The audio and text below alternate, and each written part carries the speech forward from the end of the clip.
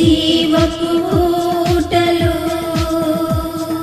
సజీవ దేవుని వాక్కులు మన శాంతి మీకు ఇచ్చును.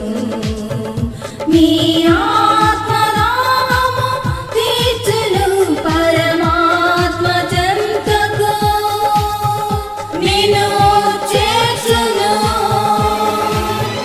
నిన్ను చేర్చును, నిన్ను చేర్చును.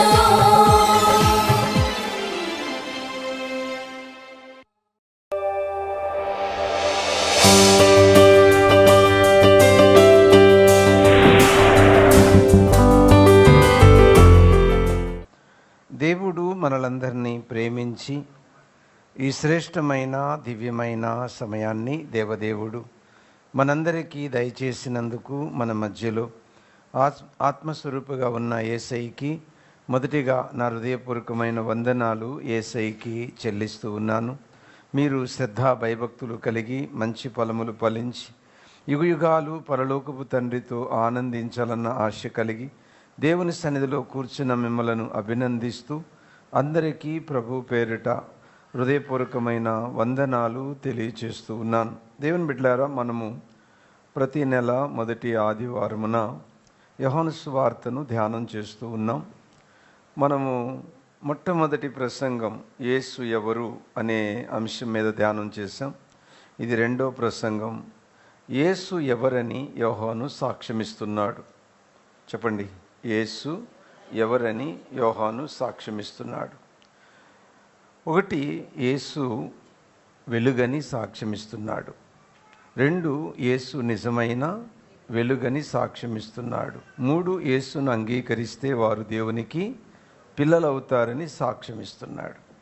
ఇవి మనము 6వ వచనం నుంచి 13వ వచనం వరకు చూడబోతూ ఉన్నాం.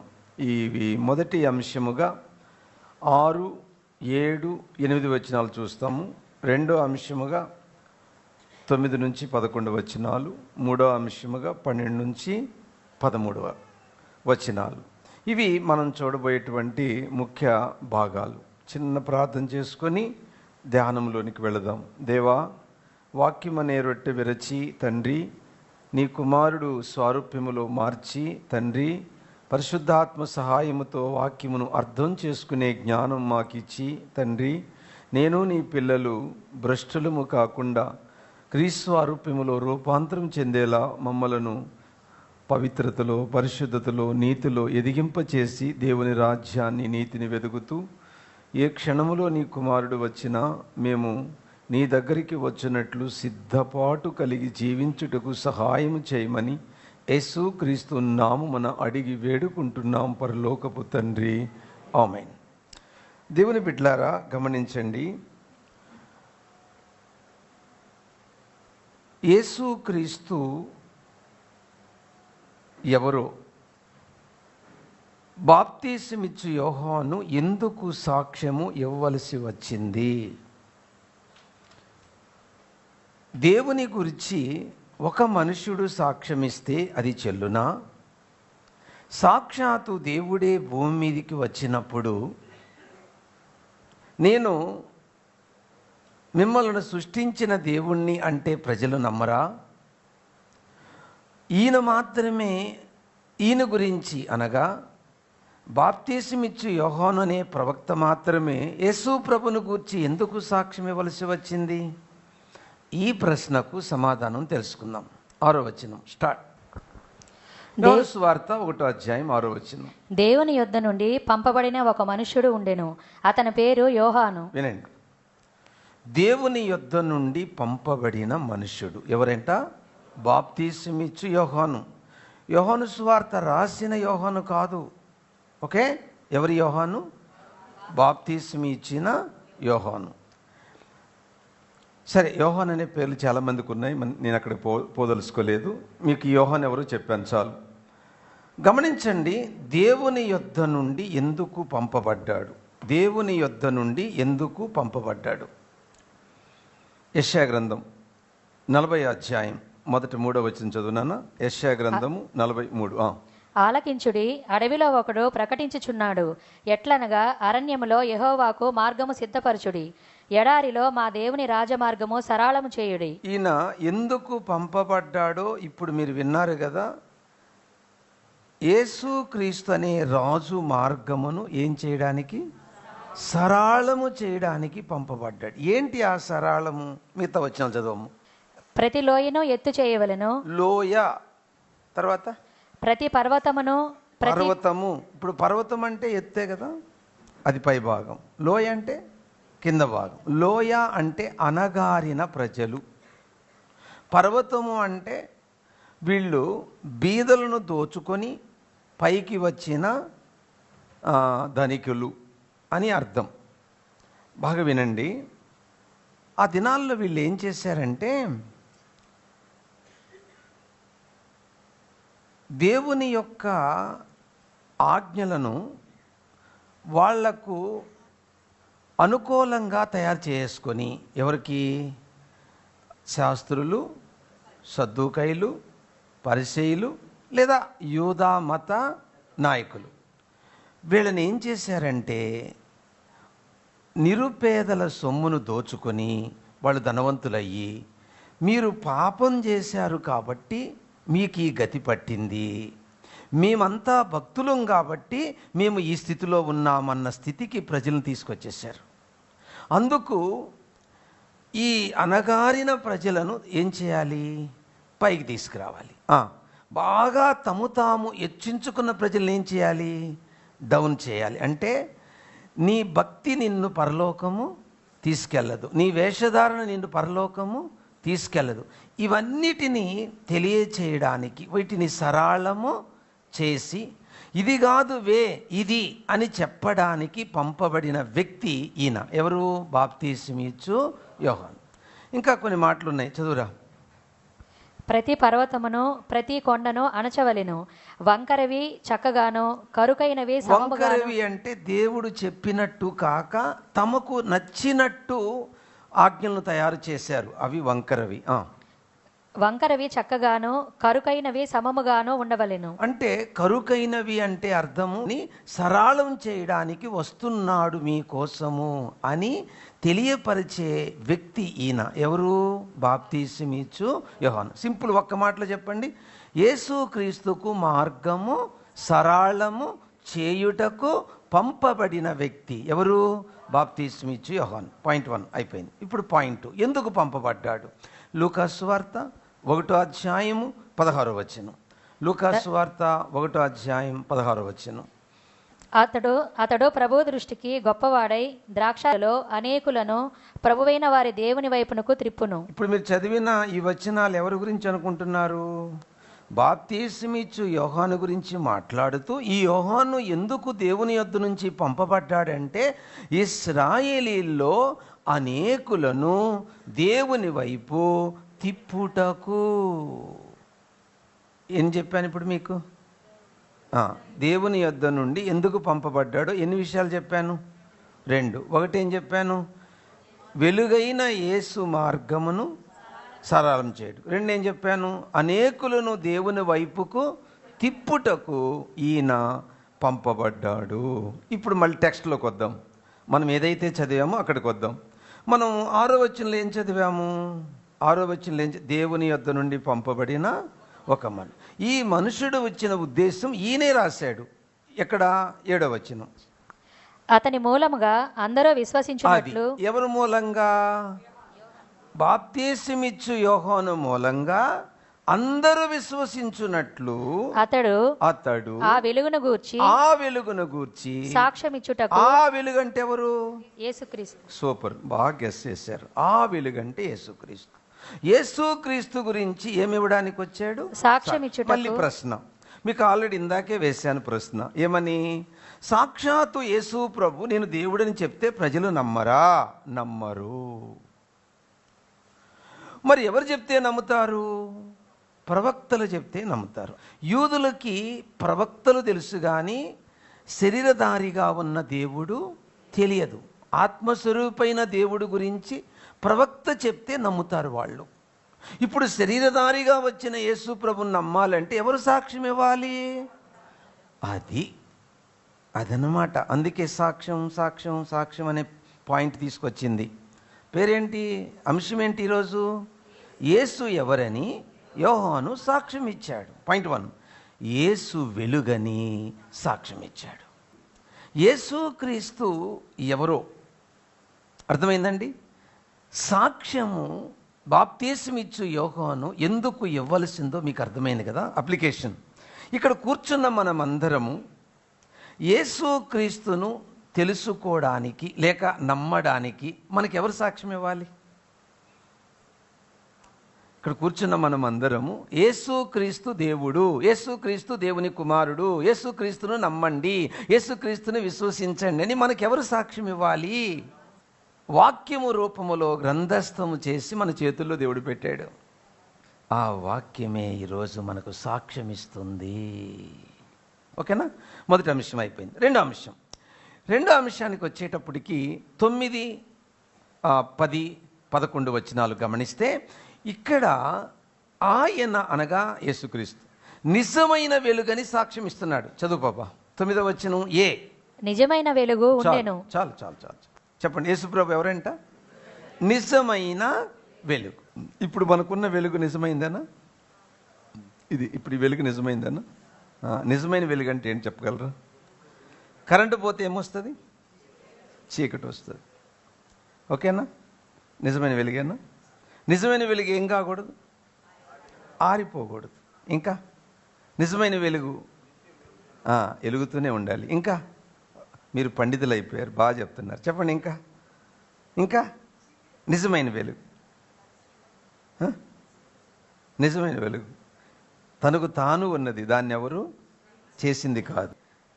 మనిషి ఏమై ఉన్నాడు? అది పాప సహితునిలో నుండి పాప రహితుడు. అంటే ఒక మనిషి పాపండి, ఆ మనిషిలో నుంచి ఇంకెవరు వస్తారు? పాపైన మనుషుడు వస్తారు. మొదటి ఆదాము నుండి ప్రపంచములో ఎందరు పుట్టారో అందరూ మనుషుల నుండే వచ్చారా? కోతుల నుండి వచ్చారా? మనుషుల నుండి వచ్చారు. ఇప్పుడు వాళ్ళు కూడా ఒప్పుకున్నారులేండి, మనిషి సింపంగి నుంచి రాలేదని ఒప్పుకున్నారు. ఓకే, మనిషిలో నుంచి వచ్చినప్పుడు మనిషి ఏమయ్యాడు? అంతే. ఇప్పుడు ఏమంటున్నాడు యోబు? నేను పుట్టుకతోనే ఎవరిని? పాపిని. దావీదు కూడా ఒప్పుకున్నాడు, నేను నా తల్లి గర్భములోనే నేను ఎవరిని? పాపిని. మరి ఒక పాపి అనే వ్యక్తిలో నుంచి, ఒక మనిషిలో నుంచి పరిశుద్ధుడు అనేవాడు పుడతాడా పుట్టడా? అంటే పుట్టగలడా పుట్టలేడా? పుట్టలేడు, ఇంపాసిబుల్. అదే చెప్తున్నాడు. అలా జరిగితే ఎంత మేలు అంటున్నాడు. బాగా వినండి. ఇప్పుడు అలా పుట్టగలిగి ఉండాలంటే ఆయన ఎవరై ఉండాలి? దేవుడై ఉండాలి. మనిషి అయితే కష్టం. కాబట్టి దేవుడు ఒక మనిషిగా ఎలా పుట్టాడు? లోకాసువార్త 1:35 ప్రకారం సర్వోన్నతుని శక్తి మరియమ్మను కమ్ముకొనగా పుట్టబోవు శిశువు పరిశుద్ధుడై. ఎందుకు? ఆ మరియమ్మ గర్భములో ఉన్న ఎగ్ ఏసేపుది కాదు. ఎవరిది? పరిశుద్ధాత్మ. సర్వోన్నతుని శక్తి ఆమెని కమ్ముకొనగా ఆ ఎగ్. అర్థమవుతుంది? అందుకే పుట్టబోవు శిశువు ఎవరై? పరిశుద్ధుడు. అంటే ఇప్పుడు చెప్పండి, మరియమ్మ కన్యకే, మరియమ్మ క్రియారూపంగా పరిశుద్ధురాలే, కానీ మరియమ్మ స్వభావంలో ఏముంది? పాపం ఉంది. మరి అట్టి పాపము యేసుప్రభువుకి అంటుకోవాలి కదా. అంటుకుంటే ఈయన కూడా ఏమవుతాడు? పాపి. అటువంటి పాపి మనల్ని పరిశుద్ధుని చేయగలడా? చెయ్యలేడు. మరి ఇది ఎలా సాధ్యమైంది? అందుకే ఆ స్వభావం ఈయనకి అంటకుండా ఆ ఎగ్గలోనే ఏం పెట్టాడు దేవుడు? హోలీ. ఎవరి స్వభావం రాకుండా? మరియమ్మ స్వభావం రాకుండా, అంటే మరియమ్మ పాప స్వభావం రాకుండా, అంటకుండా ఆ పుట్టిన ఆ శిశువు అనగా యేసు ప్రభు ఏమై పుట్టాడు? పరిశుద్ధుడై పుట్టాడు. ఇక్కడ నిజమైన వెలుగు అంటే అర్థం ఏంటంటే ఆయన మాత్రమే మనల్ని పరిశుద్ధపరచగలిగిన వెలుగు అని అర్థం. ఆయన మాత్రమే మనల్ని నీతిమంతులు చేయగలిగిన వెలుగని అర్థం. ఇక భూప్రపంచములో ఏది మనల్ని పవిత్రపరచలేదు. నీళ్లు మనల్ని పవిత్రపరచలేవు, అర్థమైందా? ధనధర్మాలు మనల్ని పవిత్రపరచలేవు, ఇక పుణ్యక్షేత్రాలు మనల్ని పవిత్రపరచలేవు, ఇక లోకములో ఎన్ని పద్ధతులు ఉన్నాయో ఇవి ఏవి మనిషిని పవిత్రపరచలేవు. అందుకే ఏమన్నాడు? తలలో బోడైనను తలంపులో బోడవునా. అంటే మనిషికి ఈ హృదయములో ఉన్న చెడిపోయిన స్వభావం ఉందే, దీన్ని ఎవ్వరూ బాగో చేయలేరు, ఎవరి తరమో కాదు. మీకు అర్థమయ్యేట్టు చెప్తాను, తొందరపడకండి, ఎందుకంటే ప్రతి ప్రశ్నకు ఆన్సర్ ఈరోజు టెక్స్ట్లోనే ఉంది. ఓకేనా? సో ఇప్పుడు మనం ఏం చూసాం? పాయింట్ 1లో ఆయన ఎవరు? నిజమైన వెలుగు. దానికి ఎన్ని అర్థాలు చెప్పాను? 3 అర్థాలు చెప్పాను. ఒకటి ఏం చెప్పాను? చీకటి లేదు. 2 ఏం చెప్పాను? పాపము లేదు. 3 ఏం చెప్పాను? పాప స్వభావము అంటకుండా పుట్టినవాడు మన యేసు. అందుకే ఈరోజు మనల్ని ఏం చేయగలడు ఆయన? పరిశుద్ధులను చేయగలడు, నీతిమంతులను చేయగలడు. సరే, ఈ వెలుగు పని ఏంటో చూద్దాం. చదువు నాన్న.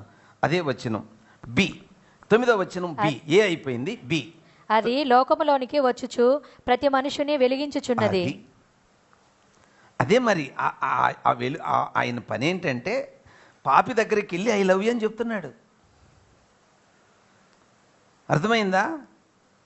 ఆశ్చర్యపడిన వాళ్ళు వెంటనే మళ్ళీ చెప్తున్నారు ఆయనకి ఐ లవ్ యూ అని, నేను నిన్ను ప్రేమిస్తానని చెప్తున్నారు. ఆశ్చర్యపడిన వాళ్ళు ఏం చేస్తున్నారు? నన్ను ప్రేమించడం ఏంటి, అసలు నువ్వెవరు అన్నట్టు. ఈయన అసలు వచ్చిన ఉద్దేశం చూడండి, ఎంత అద్భుతంగా చెప్తున్నాడు. ప్రతి మనిషిని వెలిగించుట వచ్చిన ఉద్దేశం అది. వెలిగించబడితేనే అప్పుడు మనిషి గుర్తిస్తాడు ఐ యామ్ ఏ సిన్నర్. అప్పుడు ఆశ్చర్యపోతాడు, ఇంత నీచుడు నా ప్రభువా నువ్వు ప్రేమించింది, ఇంత నీచురాలు నా ప్రభువా నువ్వు ప్రేమించింది, ఇంత దౌర్భాగ్యుడు నా ప్రభువా నువ్వు ప్రేమించింది, ఇంత దౌర్భాగ్యురాలు నా ప్రభువా నువ్వు ప్రేమించింది, ఏ మంచి ఉందని నన్ను ప్రేమించావయ్యా. దేవుని పిల్లలారా, మనం ఎవరమో మనకు అర్థమైతే ఆశ్చర్యపోతాం. నన్నా ప్రేమించిందా ప్రభువా? నన్ను ప్రేమించింది. పాయింట్ 1 ఏమని చెప్పాడు? నిజమైన వెలుగు అని చెప్పాడు. ఆ నిజమైన వెలుగు పని ఏంటి? వెలిగించడమే. వెలిగించడమే ఆ పని ఏంటి చెప్పండి? వెలిగించుకుంటూ వెళ్ళిపోతావు, వెలిగించుకుంటూ వెళ్ళిపోతుంది. ఎంతమందిని వెలిగిస్తుందో అలా పెంచు. ఇప్పుడు నేను మీకు కొన్ని పాయింట్లు చెప్తాను. ఎక్కడ దాకా వచ్చాం మనం? ఇప్పుడు 9 అయిపోయింది కదా. ఇప్పుడు ఏం చదవాలి? చదువు. ఆయన లోకములో ఉండెను, లోకం ఆయన మూలముగా కలిగెను గాని లోకం ఆయనను తెలుసుకొనలేదు. 11 కూడా. ఆయన తన స్వకీయుల యొద్దకు వచ్చెను, ఆయన స్వకీయులు ఆయనను అంగీకరింపలేదు. ఇప్పుడు చూడండి, 2 అద్భుతమైన ఏబిసి ఉన్నాయి ఇక్కడ. ఏ ఏంటి? లోకంలోకి వచ్చాడు, లోకం ఆయన మూలంగా కలిగింది. లోకం అంటే లోకము ఆయన మూలంగానే కలిగింది అంటే మనుషులు ఆయన మూలంగానే కలిగారు. ఎవరైనా? యేసుక్రీస్తు. బాగా వినండి, వాక్యం వినండి. 10వ వచనం ఏం చెప్తుందంటే, మళ్ళీ చదువురా. ఆయన లోకములో ఉండెను, ఆయన లోకములో ఉండెను, లోకం ఆయన మూలముగా కలిగెను. బాగా వినండి, లోకములో ఉండెను అంటే ఏంటి? ఇప్పుడు ఎలా వచ్చాడు ఆయన? శరీరధారిగా. ఈ శరీరధారిగా వచ్చిన ఆయన ఎవరు? మనుషులను కలుగు చేసిన దేవుడు అని అర్థం. దేవుడు కలుగు చేసిన మనుషులా, మనుషులు కలుగు చేసిన దేవుడా? దేవుడే మనుషుల్ని, మనిషి దేవుడిని కలుగు చేస్తే ఆయన దేవుడు ఎట్టవుతాడు? దేవుడే మనల్ని కలుగు. ఆయన ఏం చెప్తున్నాడు? ఆయన లోకములో ఉండెను. ఆయన ఎవరు? లోకమును ఆయనే కలుగు చేశారంటే అందరినీ ఆయనే పుట్టించాడని అర్థం. కానీ లోకము ఆయన్ని తెలుసుకోలేదు అని ఉంది. బాగేనండి. ఎలా తెలుసుకుంటుంది లోకం దేవుణ్ణి? లోకము దేవుణ్ణి ఎలా తెలుసుకుంటుంది? దీన్ని ఏమంటారంటే బిబిలాలజీ, బైబిల్ శాస్త్రం ఏం చెప్తుందంటే సాధారణ ప్రత్యక్షత అంటారు దీన్ని. ఒక పసిబిడ్డకు కళ్ళకు గంతలు కట్టి చాలామంది స్త్రీలను పెట్టి వాళ్ళని కలిపేసి ఆ స్త్రీలను, ఈ బాబుని వెళ్ళి అక్కడ ఒక 5-6 మందో 10 మందో స్త్రీలు ఉన్నారు, ఆ 10 మందిలో మీ అమ్మ ఎవరో కనుక్కోమంటే కనుక్కుంటాడా? కనుక్కోడా? దేన్ని బట్టి? ఇంకా స్వరము, స్పర్శ. అర్థమవుతుందండి? ఇప్పుడు నా ప్రశ్న ఏంటంటే, ఒక తల్లి గర్భములో నుండి వచ్చిన బిడ్డ తన తల్లిని కనుగొనే ఆ సహజ జ్ఞానాన్ని దేవుడు పెట్టినట్టే మనను పుట్టించిన భగవంతుని కనుగొనే సహజ జ్ఞానాన్ని దేవుడు మనకు పెట్టాడు. That is truth. అయినా మనిషి కనుక్కోట్ల. కారణం ఏంటో నేను తర్వాత చెప్తాను. అది ఒకటి. దీన్ని ఏమన్నారు? సాధారణ ప్రత్యక్షత. రెండోది ప్రత్యేక ప్రత్యక్షత. చదువురా ఇప్పుడు 11వ వచనం. ఆయన తన స్వకీయుల యొద్దకు వచ్చెను, ఆయన స్వకీయులు ఆయనను అంగీకరింపలేదు. వీళ్ళెవరు మళ్ళీ? యూదులు. స్వకీయులు అనే మాటకు మూల భాషలో 2 అర్థాలు ఉన్నాయి. అందరూ స్వకీయులే, స్పెసిఫిక్గా యూదులని అర్థం ఉంది. అర్థం కాలేదా? మళ్ళీ చెప్పాలనా? మూల భాషలో అందరూ స్వకీయులే అంటే అందరూ ఆయన వల్ల పుట్టిన వాళ్ళని అర్థం అమ్మా. స్పెసిఫిక్గా ఇక్కడ యూదుల గురించి ఎందుకు చెప్పబడింది అంటే వాళ్ళకి ధర్మశాస్త్రం ఇవ్వబడింది, వాళ్ళకి ప్రవక్తల గ్రంథాలు ఉన్నాయి, మెస్సయ్య గురించి వ్రాయబడి ఉంది, మెస్సయ్య గురించి ప్రవచింపబడి ఉంది, మెస్సయ్య వస్తే ఏం చేస్తాడో చెప్పబడి ఉంది, మెస్సయ్య వచ్చినప్పుడు ఏం చేస్తాడో చెప్పబడిన ఆ లేఖనం ప్రకారం మెస్సయ్య అన్నీ చేసి చూపించాడు. ఎవరి ఎదుట? యూదుల ఎదుట. అయినా వారు ఆయనను అంగీకరించలేదు. ఇందాకేం చూసాం? తెలుసుకోలేదు. ఇప్పుడేం చూసాం? రెండుకి తేడా చెప్పండి. అంటే మనిషి ఏం చేయాలి? సత్యాన్వేషణ చేయాలి. నేను చేశాను కదా, నిజమైన దేవుడు ఎవరని సత్యాన్వేషణ చేయాలి, అప్పుడు తెలుసుకుంటారు. తెలుసుకున్న తర్వాత ఇప్పుడు ఏం చేస్తారు? అంగీకరిస్తారు. Simple answer. ఇప్పుడు ప్రశ్న, ఎందుకని? పాస్టర్ గారు లోకంలోకి వచ్చాడు, లోకం ఆయన వల్లే పుట్టింది, ఒక పసిబిడ్డ తల్లిని కనుగొంటుంది, మరి లోకం ఆయన జీవం గల దేవుడని ఎందుకు కనుగొనలేకపోయింది? ఎందుకు లోకము ఆయన్ని నా దేవుడు నా ప్రభు అని కనుగొనలేకపోయింది? అయ్యో, సాక్షాత్తు దేవుడు వాళ్ళ ఎదుట దేవుడు మాత్రమే చేయగలిగిన అద్భుతాలు చేశాడు కదా, వాళ్ళెందుకు యేసు ప్రభుని అంగీకరించలేకపోయారు? యోహాను సువార్త 3:19-20. ఆ తీర్పు ఇదే, వెలుగు లోకములోనికి వచ్చెను గాని తమ క్రియలు చెడ్డవైనందున. అంతే, సింపుల్. తమ క్రియలు చెడ్డవైనందున మనుషులు వెలుగును ప్రేమింపక చీకటనే ప్రేమించుచున్నారు. ఇప్పుడు చూడండి, ఇప్పుడు ఒక పక్క వెలుగు, ఇంకొక పక్క చీకటి. ఇప్పుడు ఈ రెండింటిని పెట్టుకుంటే ఏది సుఖం అనిపిస్తుంది చెప్పండి? శరీరానికి రెండిట్లో ఏది సుఖంగా ఉంటుందండి? వెలుగా చీకట? వెలుగా చీకట? అబద్ధం ఆడకుండా చెప్పండి. వెలుగా చీకట? ఇక్కడ కూర్చున్న మనలో ఎంతమంది యేసు ప్రభుని అంగీకరించారో ఇప్పుడే తెలిచేస్తాను. వస్తున్నా పాపా, చదవరా. 12వ వచనం, 3వ అంశానికి వచ్చాం. తన్ను ఎందరు అంగీకరించిరో వారికందరికీ, అనగా తన నామమునందు విశ్వాసం ఉంచిన వారికి దేవుని పిల్లలగుటకు ఆయన అధికారం. అంగీకరించిన వెంటనే దేవునికి ఏమైపోయాం మనం? మళ్ళీ చెప్పండి. అంగీకరించిన వెంటనే దేవునికి ఏమైపోయాం? ఒప్పుకోవాలని ఒప్పుకోవడం. ఎవరిని అంగీకరిస్తే దేవునికి పిల్లలమయ్యాం? అదే ఎవరు? ఆ వెలుగు యేసుక్రీస్తే కదా. యేసుక్రీస్తుని అంగీకరించిన వెంటనే దేవునికి ఏమైపోయాం?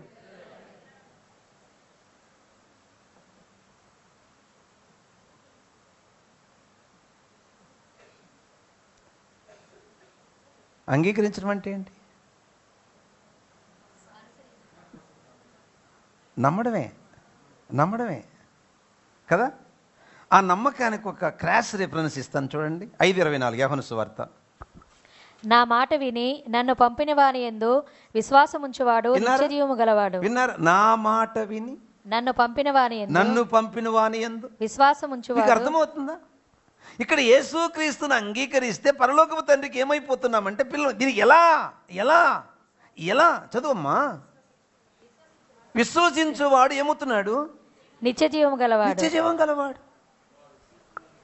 అర్థమవుతుందా? అటు నువ్వు ఏం చేసావు? ఒకటే చేసావు, నమ్మావు అంతే. ఎవరిని? నువ్వేమి చేయలా, నమ్మావు. నువ్వు ఏ క్రియ చేయలా, ఒకటి నువ్వు చేసింది. ఆయన ఎవరో నమ్మావు. ఆయన ఎవరు? ఆయన వెలుగు, ఆయన జీవము, ఆయన దేవుడు. కొంచెం లోతుగా వెళదాం. ఇక్కడ యేసు ప్రభువును అంగీకరిస్తే దేవునికి ఏమైపోతాము? అదే యోహాను సువార్త 17:3 ఏముందో తెలుసా? యేసును ఎరుగుటయే నిత్య జీవం.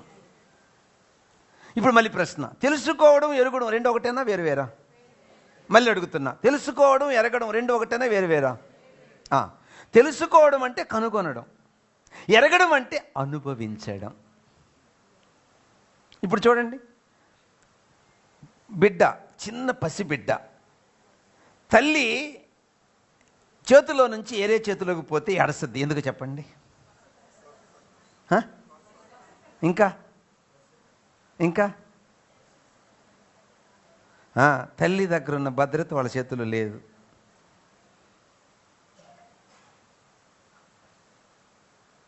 ఏమండి, ఆలోచించండి, మీకే అర్థమైపోతుంది. యేసు ప్రభుని కనుగొనడం, తెలుసుకోవడం వేరు, అనుభవించడము వేరు. రెండు ఒకటి కాదు. చాలామంది ఎక్కడ ఆగిపోయారు? ఆగిపోయి అనుభవించకుండా వెళ్ళిపోయారు. మళ్ళీ కారణం చదివావు, తమ క్రియలు చెడ్డ. అనుభవించామనుకో యేసు ప్రభుని, ఇప్పుడు చెప్పండి, చెడును వదిలిపెట్టి తీరతాము. అంతేమ్మా, చేయలేం, పాపం చేయలేం మనం. ఇప్పుడు 13కి రండి. 13వ వచనం. వారు దేవుని వలన పుట్టిన వారే గాని. విన్నారా? ఎవరి వల్ల పుట్టిన వాళ్ళు?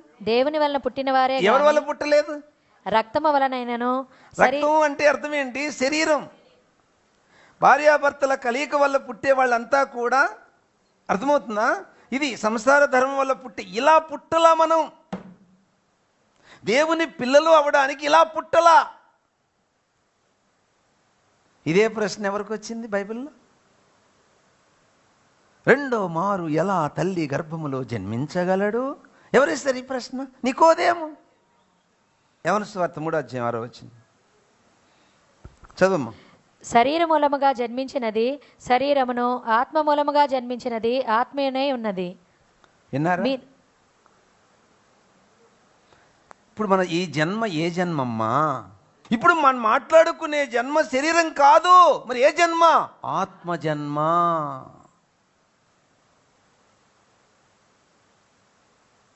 యేసుక్రీస్తును అంగీకరించిన వెంటనే మన ఆత్మ మళ్ళీ జన్మించింది. కొట్టండి చప్పట్లు. తిరిగి జన్మించింది మళ్ళీ. యేసును అంగీకరించిన వెంటనే ఒక తల్లి గర్భంలోని బిడ్డ బయటకు వచ్చినట్టు మన ఆత్మ, చెప్పండి, పాపమనే ఊపిని విడిచిపెట్టి పరిశుద్ధతలో అడుగుపెట్టే జన్మలో ప్రవేశించింది. మనమందరం ఇక్కడ కూర్చున్న మనమందరము ఏమండి, తిరిగి జన్మించామో లేదో ఇప్పుడు తేల్చేస్తాను. చదువురా నెక్స్ట్ వచనం. 2 జన్మలు. ఒకటే జన్మ ఆత్మ, ఇంకొకటి ఏంటి? శరీర జన్మ. 2 జన్మలు ఉన్నాయి. 2 పుట్టాల్సిందే. ముందు ఎవరు మహిమపరచబడ్డారు? ఆత్మ. ఇప్పుడు ఎవరు మహిమపరచబడాలి? శరీరం. ఇప్పుడు ప్రస్తుతం మహిమపరచబడింది ఎవరు? ఆత్మ ఒక్కటే. ఇంకెవరు మహిమపరచబడాలి? శరీరం. అప్పటి వరకు శరీరానికి ఆత్మకు మధ్య ఏముంది? ఇప్పుడు ఒక వ్యక్తి ఎవరు? ఆత్మ. ఇంకొక వ్యక్తి ఎవరు? శరీరం. దాన్ని ఏమన్నారు? ఆత్మని. అంతరంగ పురుషుడు. ఈ శరీరాన్ని ఏమన్నారు? బాహ్య పురుషుడు. అప్పుడు ఇద్దరా ఒక్కరా? ఇద్దరు. ఆ వ్యక్తి పేరేంటి? నవీన పురుషుడు. ఈ వ్యక్తి పేరు చెప్పండి? ప్రాచీన పురుషుడు. ఎవరు మహిమపరచబడ్డారు? ఆత్మ. ఎవరు మహిమపరచబడలేదు. మరి ఇది ఎప్పుడు మహిమపరచబడుద్ది? చదవరా కొరింథీయులకు రాసిన మొదటి పత్రిక 15:43 వచనం. ఘనహీనమైనదిగా విత్తబడి మహిమ గలదిగా లేపబడును. విన్నారా? బలహీనమైనది. ఒక రోజు ఈ బలహీనమైన శరీరం ఏమవ్వాలి? చావాలి, మట్టిలో కలవాలి. అప్పుడు మహిమ శరీరంగా లేస్తుంది. అప్పుడు ఒరిజినల్ రూపం వస్తుంది మనకు. అప్పటి వరకు నిజంగా నువ్వు దేవుని బిడ్డవైతే ఏం చేస్తావు? యోహాను రాసిన మొదటి పత్రిక 5:4 వచనం. దేవుని మూలముగా పుట్టిన వారందరూ లోకమును జయించుదురు. అంటే అర్థం తెలుసా? ఖచ్చితంగా పాపాన్ని ఫుట్బాల్ ఆడతాం మనం. నిజంగా నువ్వు దేవుని బిడ్డగా పుట్టుంటే, నువ్వు దేవుని కుమారుడు అయితే, నువ్వు దేవుని కుమార్తె అయితే, నువ్వు నిజంగా ఆయన స్వభావం కలిగి ఉంటే పాపాన్ని ఫుట్బాల్ ఆడతాం. పడినను తిరిగి లేస్తాం.